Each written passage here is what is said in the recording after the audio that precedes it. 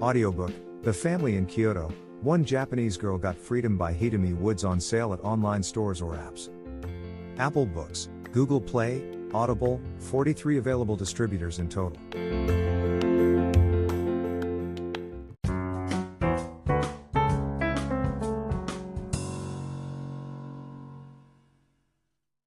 Puss in Boots. A miller died, leaving 3 sons to divide his fortune among them. The eldest took the mill and the land around it, the second took the flocks and herds, and then there was nothing left for the third son, Jack, but 3 bits of silver money, and a little cat that lived in the mill. "This is all very well," said Jack, "and the cat is a fine little cat and can feed on the mice it catches, but I do not see how I am to live on 3 pieces of money." "Oh," answered his brothers, "you will have to start out in the world and do the best you can for yourself." Jack took the little cat and started out. "Do not be uneasy, master," said the little cat. "You have 3 silver pieces. Take them and buy me a little pair of boots and a bag, and I will make your fortune for you." Jack did not like to spend his money on a pair of boots for a cat, but he knew he was a wise little animal, so he did as he said. He went to a tailor, and for the 3 pieces of silver the tailor made him the prettiest pair of little boots that ever were seen, and when Puss drew them on they fitted exactly. The tailor also gave Jack an old bag that lay in the corner, and for which he had no use. Puss led Jack off into the country, and then he bade him sit down by the roadside and wait for his return. The little cat ran off into a wood nearby, where there were a great many rabbit holes, and there he managed to catch 2 fine fat rabbits. He put the rabbits in the bag and trotted away in his neat little boots until he came to the king's palace.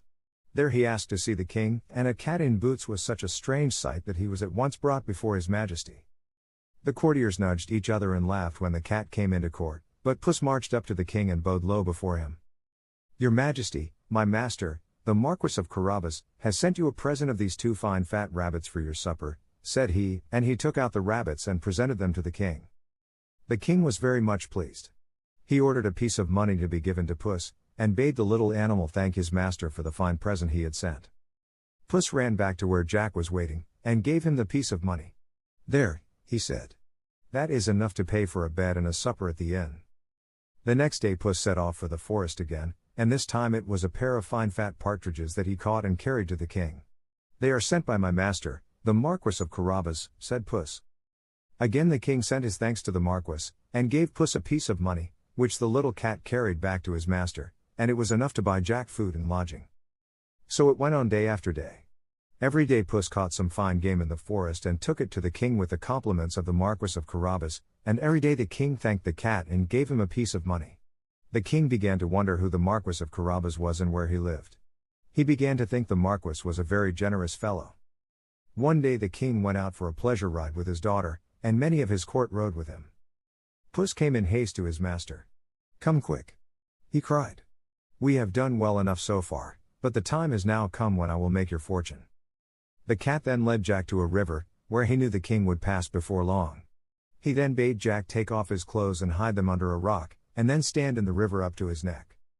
Jack did this, though the water was so cold it made him shudder, and he did not know how Puss was to make his fortune in this way. Puss waited until he saw his master well in the river, and then he ran to the road along which the king was coming. "Help! Help!"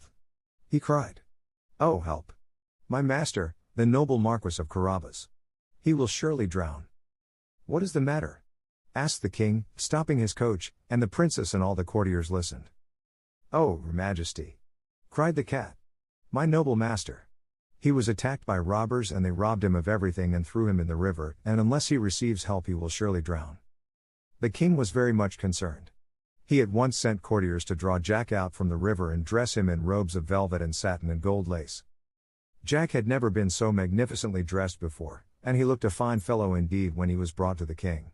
His Majesty was so pleased with Jack's looks that he made him get into the coach and sit beside him, and the princess was even better pleased with him than her father. Meanwhile the little cat had hurried on far ahead of the coaches. Presently Puss came to a field where the harvesters were harvesting the grain. Puss marched up to them scowling fiercely and bristling out his whiskers until he looked twice as big again. The harvesters were frightened. "Listen, men," cried Puss. "The king will soon come by this way with my master, the Marquis of Carabas riding beside him. If he should ask you to whom this grain belongs, answer that it belongs to the noble Marquis of Carabas. If you do not do this you shall be torn into pieces, and the shreds thrown into the river." The harvesters were more frightened than ever. They promised to do exactly as the cat bade them. Then Puss ran on until he met a drover driving a great herd of cattle. Him, too, he frightened so that he promised if the king asked him to whom the herd belonged, he would say to the noble Marquis of Carabas. A little farther on the cat met a shepherd with his sheep, and he also promised to say his flocks belonged to the Marquis of Carabas. So it went on. It seemed as though everything was to be claimed by the Marquis of Carabas. Now all these things really belonged to an ogre who was very rich and fierce and strong and terrible, and after a while Puss came to the castle where the ogre lived. The little cat was not afraid of ogres, however. He made his way into the castle and ran along into one room after another until he came to where the ogre was sitting. When the ogre saw the little cat in his fine shiny, creaking boots, he was so amused that he laughed aloud. He had never seen such a sight before. "And where did you come from, my fine little cat?" he asked. "Oh, from over the hills and far away." "And what do you want here?" "I only wanted to see you because everyone says you are the strongest and most wonderful ogre in all the world."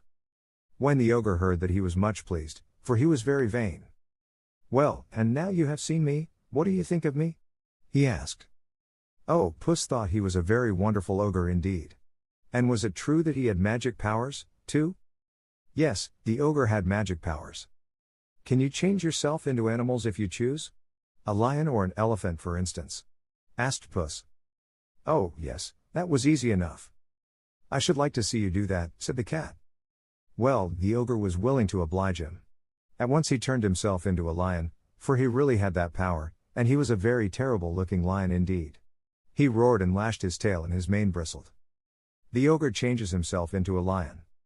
Puss was so terrified that he sprang through the window and scrambled up the roof, though he almost slipped and fell on account of the boots.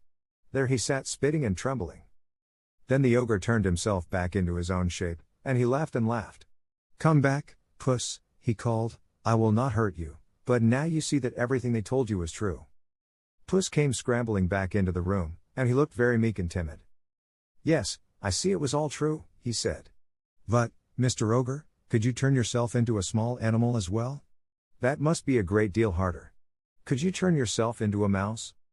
Yes, the ogre could do that, too, and at once he turned himself into a mouse, and ran, scampering gaily about the room. But he did not scamper long. Psst. With a bound, Puss caught him and swallowed him down in a moment before he could even squeak, and that was the end of the ogre.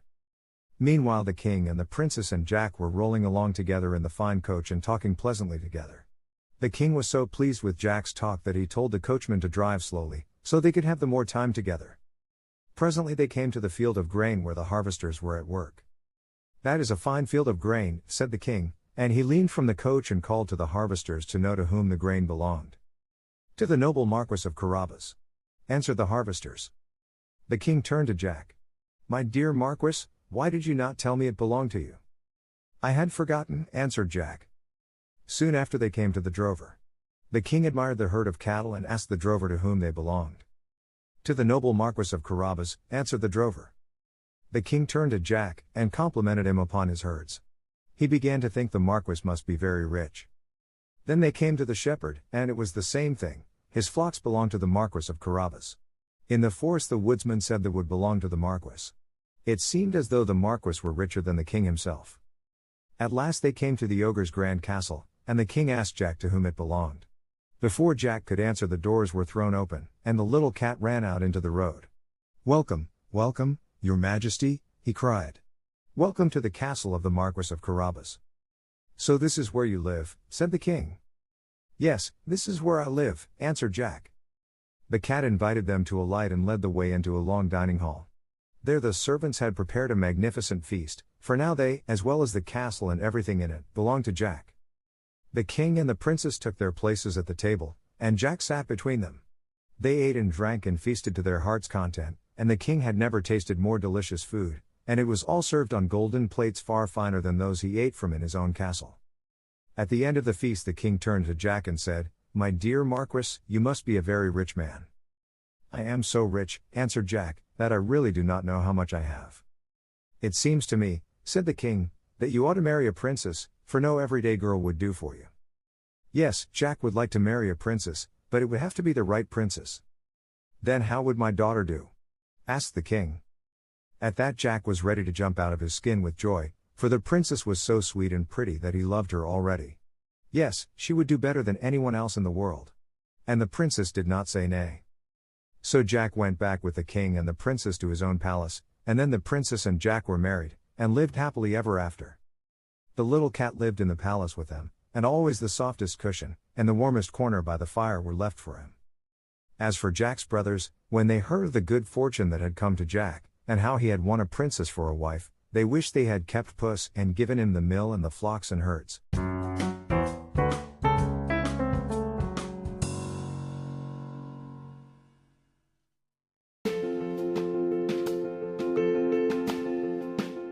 Audiobook, The Family in Kyoto, One Japanese Girl Got Freedom by Hitomi Woods on sale at online stores or apps. Apple Books, Google Play, Audible, 43 available distributors in total.